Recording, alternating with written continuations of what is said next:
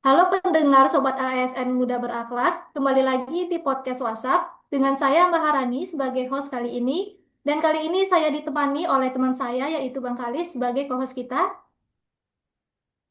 Kayak hari ini kita bakal bahas fenomena yang dulu sempat ramai di media sosial, yaitu tentang tagar kabur aja dulu ke luar negeri. Banyak nih yang melihat fenomena ini sebagai peluang. Tapi gimana sih kalau tren ini diikuti oleh para ASN? Nah, menariknya kita bahas dari dua sudut pandang, yaitu digital etik dan digital culture. Kita sudah bersama dengan tiga narasumber kita nih hari ini. Ada Mbak Nurul, Hai semua. ada Mbak Regina juga, Halo. dan ada Mbak Feren. Halo semuanya. Oke, karena kita tadi udah kenalan nih sama para narasumber kita mulai dulu dengan Kak Nurul nih. Sebagai PNS, gimana nih Kak responnya melihat tren kabur aja dulu ke luar negeri ini? Boleh silakan Kak Nurul? Ya, sebenarnya mencari peluang di luar negeri itu sah-sah aja untuk warga negara biasa. Tapi sebagai ASN, kita punya sumpah jabatan dan tanggung jawab pada negara. Jadi kalau kabur meninggalkan tugas itu jelas masalah bagi ASN. Kalau menurut Mbak Regina nih, bagaimana sih melihat tren ini di media digital? Terlihat positifkah atau negatif? Ini bisa kita lihat dari dua sisi ya. Untuk positifnya itu orang mencari kesempatan secara global. Sedangkan negatifnya, kalau ASN ikut tren ini sambil memamerkan di media sosial, publik bisa melihatnya sebagai pengkhianatan amanah. Jejak digitalnya akan terus ada, jadi reputasinya bisa hancur.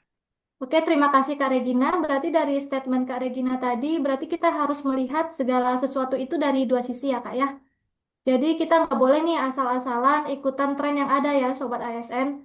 Nah, kalau sekarang kita lihat dari segi digital etiknya, kira-kira poin pentingnya apa nih Kak? Benar sekali nih Kak Marani. Etika digital untuk ASN itu berarti menjaga integritas, akuntabilitas, dan profesionalisme di ruang maya. Jadi kalau ASN terang-terangan menggunakan niat kabur dari tugas ke luar negeri, itu melanggar etika publik dan bisa menurunkan kepercayaan masyarakat. Bahkan kalau alasan kaburnya karena gaji kecil atau sistem belum ideal, tetap harus disampaikan lewat jalur resmi, bukan curhat di media sosial yang kita miliki. Betul sekali kan Nurul. Jadi ASN ini kan wajah negara ya. Kita ini diikat dengan sumpah jabatan. Dalam digital ethics pun ada istilah think before you share. Sebelum kita share itu unggahan ke dunia maya, kita harus berpikir dulu. Jangan sampai itu menjadi bukti pelanggaran disiplin kita. Oke, kalau dari Mbak Feren nih, bagaimana sih digital culture berperan dalam kasus ini? Baik Bang Kalis, budaya digital ASN ini seharusnya menunjukkan loyalitas, kerjasama, dan dedikasi di lingkungan dunia maya. Kalau yang muncul justru narasi kabur dari tanggung jawab, itu menggerus profesional kita di instansi sih Bang menurut saya. Kalau dari Mbak Gina, Oke, kalau dari saya itu budaya digital ini kan juga soal inklusivitas dan kebanggaan nasional. Jadi ASN yang punya peluang belajar di luar negeri seharusnya mengemas narasinya sebagai membawa nama baik negara, bukan malah meninggalkannya.